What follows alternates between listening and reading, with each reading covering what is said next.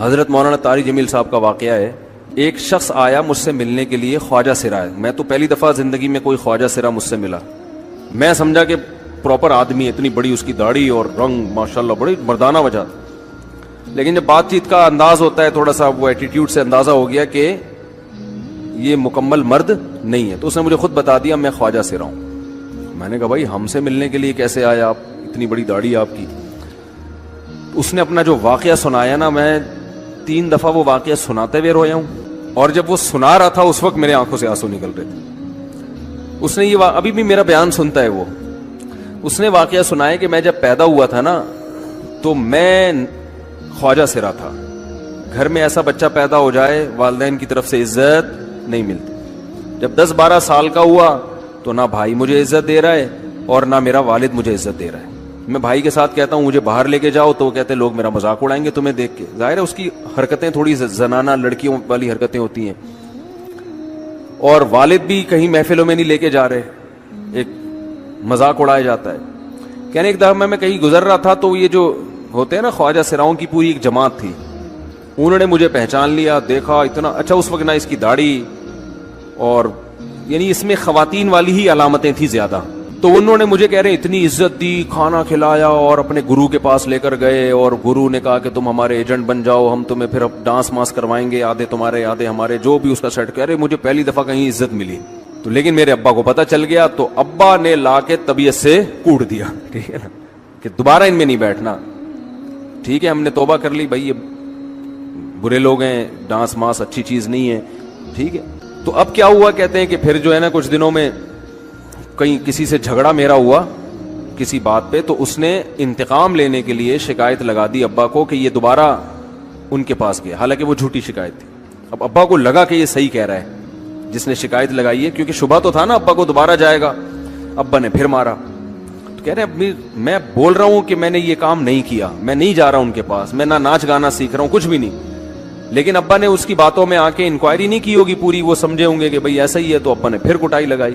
تو اس کے دل میں منفی جذبات پیدا ہو گئے اور یہ گھر سے بھاگ گیا کہ بھئی مجھے ویسے تو عزت نہ یہاں مل رہی ہے اور میں ذلت برداشت بھی کر رہا ہوں, تو بھی کہہ رہے میں وہاں چلا گیا. تو جب میں وہاں گیا ہوں نا خواجہ سراؤں کے ہاں, تو وہی گرو اور ڈانس, اور پھر اس نے مشہور کچھ ایکٹروں کے نام بتائے جن کے ساتھ ہم ڈانس کرتے تھے, اور پیسے آنا شروع ہو گئے, آدھے گرو کی جیب میں آدھے ہماری, اور ہٹو بچوں. لیکن ظاہر ہے یہ کوئی عزت دار راستہ تو نہیں ہے نا. کہہ رہے ہیں کہیں سے تبلیغی جماعت میں حضرت مولانا طارق جمیل صاحب آ گئے, انہوں نے اجازت مانگی, ہمارے گرو کو پیغام بھیجا بھائی مجھے ایک دفعہ یہاں آ کے دعوت دینے دو. اس نے اجازت دے دی, آ جاؤ بھائی.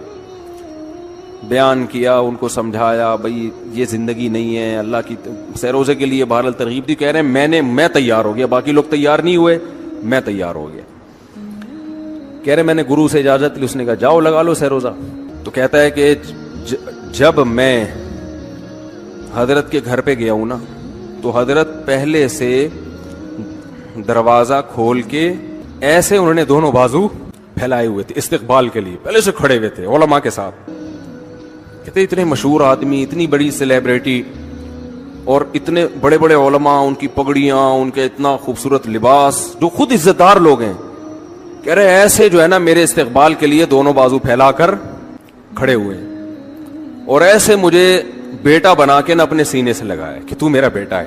کہہ رہے خدا کی قسم مجھے زندگی میں پہلی مرتبہ ایسی عزت ملی مجھے کسی سے, اور اس عزت دینے میں مولانا کا کوئی مفاد, بولو بھائی, کچھ بھی, بلکہ ذلت ہوگی نا. لوگ کہتے ہیں خواجہ سرا کو بیٹا بنایا ہوا ہے, اور اس وقت تو اس میں بیچارے میں کچھ زنانہ سی علامتیں بھی تھیں. تو خواجہ سرا کو کیا دے رہے ہیں, عزت دے رہے ہیں. کیا کسی تاجر پہ محنت کرو تو تھوڑا چندہ دے دے گا مدرسے, وہ ایسا ہی ہے نا. اور کسی افسر پہ محنت کرو تو تعلقات کیا ہو جائیں گے, جب وہ دین پر آئے گا تو اس سے کیا فائدہ. اس کو تو باپ ایسے ان لوگوں کو ریجیکٹ کر دیتے ہیں, بھائی اپنانے سے. کہہ رہے مجھے یہ اپنا رہے ہیں, ایسے سینے سے لگایا انہوں نے, اور مجھے سہروزے کی جماعت میں اپنے ساتھ لے کر گئے, کھلاتے تھے, بڑا خیال رکھوایا میرا. کہہ رہے اس کے بعد پھر میں نے گرو سے اجازت لی. وہ گرو چھوڑتے تھوڑی, ان کو پیسے ویسے دیے, جان چھڑائی نا, وہ بھی غلامی کی طرح نکلنا پڑتا ہے. پیسے دیے پتہ نہیں کتنے لاکھ یا کتنے ہزار روپے, وہاں سے پھر نکل کے 4 مہینے اس میں بھی خیال کیا.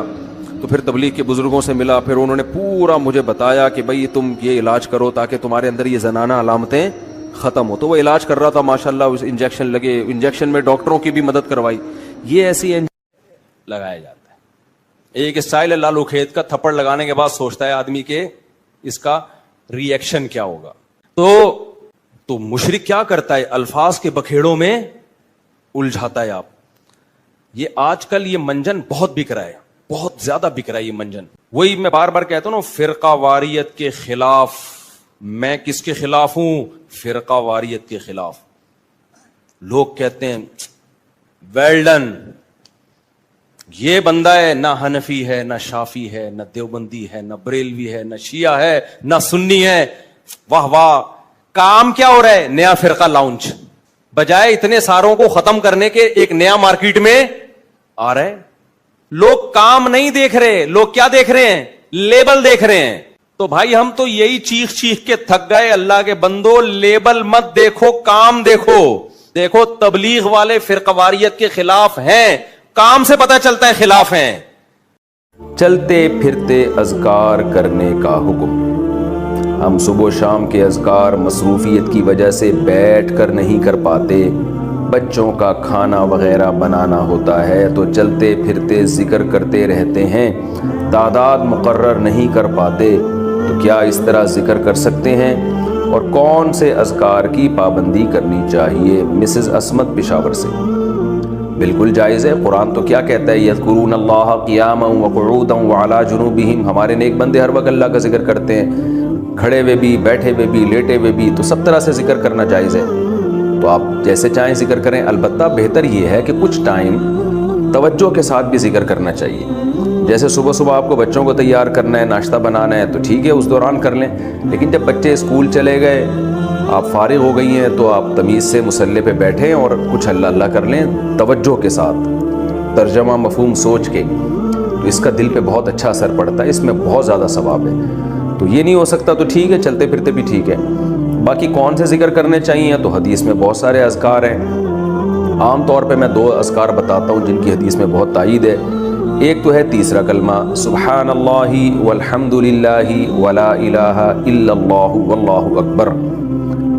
حدیث میں آتا ہے احب ما طلعت علیہ الشمس.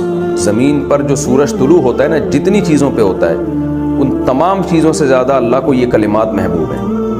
احب الی اللہ, اللہ کو زیادہ محبوب ہیں یہ کلمات. تو 100 دفعہ صبح 100 دفعہ شام, یہ تیسرا کلمہ اس کو کہا جاتا ہے, اس کا ورد کر لینا چاہیے. یا لا الہ الا اللہ وحدہ لا شریک لہ لہ الملک ولہ الحمد وہو علی کل شیء قدیر. حدیث میں آتا ہے جس نے 100 دفعہ یہ کلمات پڑھ لے تو اسے بنی اسماعیل کے غلام آزاد کرنے کا ثواب ملے گا, اور اس سے زیادہ کوئی شخص نیکیاں کما ہی نہیں سکتا اس دن. ہاں وہ کما سکتا ہے جو اس سے بھی زیادہ مرتبہ پڑھ لے ان کلمات کو. یہ بھی بہت زیادہ فضیلت والے کلمات ہیں, تو ان میں سے کوئی بھی آپ منتخب کر لیں جس سے آپ کو مناسبت ہو. اور ایک تسبیح استغفار کی, استغفر اللہ ربی من کل ذنب واتوب الیہ. یہ ترجمہ مفہوم سوچ کے کہ میں اللہ سے پناہ مانگتا ہوں یا پناہ مانگتی ہوں, اور میں اللہ کی طرف رجوع کرتا ہوں یا کرتی ہوں ان تمام گناہوں سے جو میں نے کیے. تو یہ بھی. اور ایک تسبیح درود شریف کی پڑھنی چاہیے جو نماز میں ہم پڑھتے ہیں, یا یہ کہ مختصر کر لیں, صلی اللہم وبارک وسلم علی عبدک ورسولک محمد وعلی آلہ وصحبہ اجمعین. یہ مختصر درود ہے, یہ 100 دفعہ صبح 100 دفعہ شام پڑھ لیں. یہ بھی نہیں ہو سکتا تو 10 دفعہ درود اور استغفار پڑھ لیں 10 دفعہ, اور 100 دفعہ صبح شام کی تسبیحات پڑھ لیں.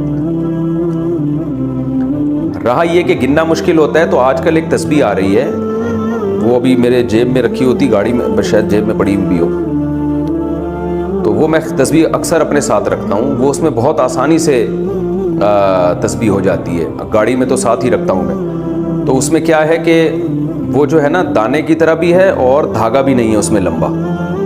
یہ جو لمبی دانے والی تسبیح اس کو سنبھالنا آج کل مشکل ہوتا ہے, ذرا سا آپ نے غفلت کی تو وہ دانے دائیں بائیں ہو گئے.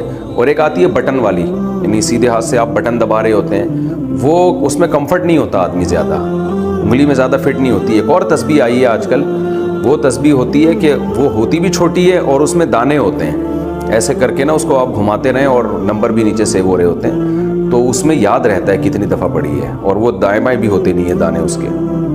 وہ دیکھ لیں آپ, مل جائے گی آپ کو.